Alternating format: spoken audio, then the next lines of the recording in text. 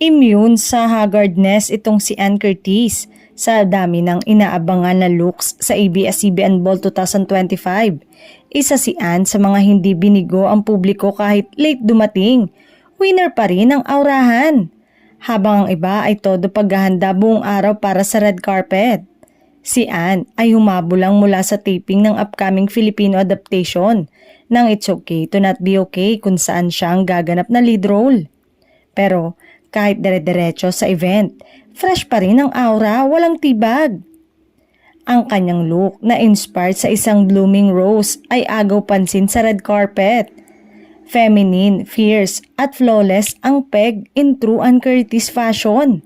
At hindi lang yan, matapos ang ball ay agad din siyang bumalik sa taping kinabukasan. Gandang may work ethic. Sa kabila ng kanyang hectic schedule, hindi mo talaga mababanag ang pagod sa mukha ni Ann. Caring-carry ang glam kahit Cinderella mode ang ganap. Nakakabilib din na kahit sobrang busy, hindi niya nakalimutang suportahan ang cause na sinusuportahan ng ABS-CBN Ball. Talagang hindi lang beauty ang baon kundi puso rin.